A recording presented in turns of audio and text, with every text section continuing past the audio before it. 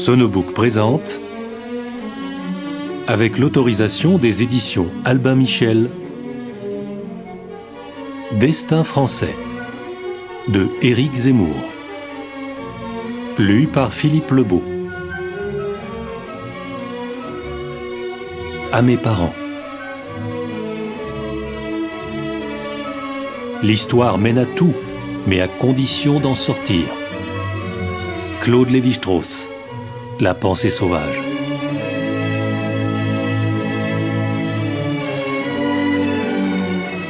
Introduction. C'était un cours d'eau qui ne payait pas de mine. Il ne méritait guère le nom de fleuve, à peine celui de rivière. Il ne m'apparaissait pas impressionnant, ni admirable, ni dangereux.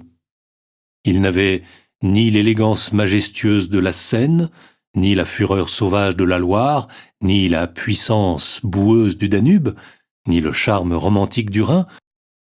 L'eau s'écoulait lentement sous le soleil de juin, et je l'imaginais pourtant saisi par les glaces. Une indolente sérénité régnait sur chacune des rives. Moi, je m'obstinais à voir et à entendre le fracas et le tumulte, les pas sourds des chevaux, les hurlements de détresse des femmes et des enfants qui se noyaient, les coups de feu, les soldats épuisés aux uniformes dépenaillés qui couraient dans le désordre, tirant au hasard, mourant par surprise. Les rares passants aux alentours se demandaient ce que faisait cet étranger, soudain immobile et tétanisé, raide et silencieux, tremblant aussi parfois, intimidé, ému, devant ce fleuve qu'eux ne regardaient plus. J'avais conscience de ma stupidité, mais je ne parvenais pas à m'en arracher. Je sentis une larme couler, puis une autre s'enhardit, et une autre encore. Je ne pouvais plus faire semblant. Je sanglotais.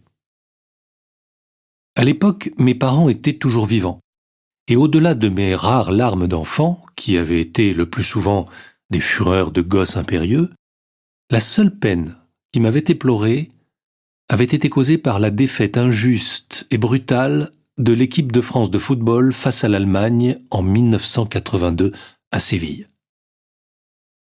J'essuyais mes yeux dans un geste furtif de honte.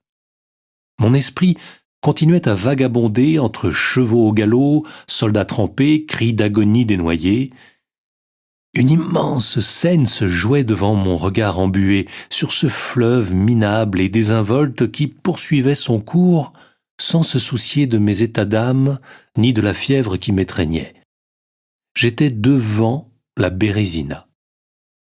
Le Figaro m'y avait envoyé pour un reportage consacré au voyage littéraire. D'autres avaient choisi Chateaubriand à Jérusalem ou Flaubert en Égypte. J'avais demandé Stendhal et la retraite de Russie. Aussitôt après avoir atterri à Moscou, j'avais visité le champ de bataille de Borodino, à quelques dizaines de kilomètres de la capitale. Tout m'évoquait ici Stendhal. Son mépris pour les officiers de la Grande Armée, sa description de l'incendie de Moscou, l'emprunt qu'il s'était autorisé d'un livre de Voltaire dans la demeure abandonnée d'un patricien moscovite.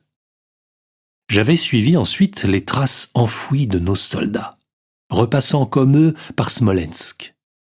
Je voyais les pontonniers du général Eblé se jeter dans l'eau glacée, au sacrifice de leur vie, pour construire le pont qui permettrait aux survivants de la Grande Armée de quitter cette maudite Russie. J'entendais les rugissements des soldats, mais aussi des femmes qui se précipitaient à l'eau sans savoir nager. Je devinais les Cosaques de Koutouzov, furieux d'avoir manqué Napoléon, qui les avait bernés une dernière fois, se ruer sur les traînards qu'ils massacraient avec fureur et méthode. Ce spectacle épique était devenu mon histoire personnelle, intime. Je pleurais la débâcle de la Grande Armée comme la mort d'une mère, et la fuite de l'empereur comme l'humiliation suprême d'un père.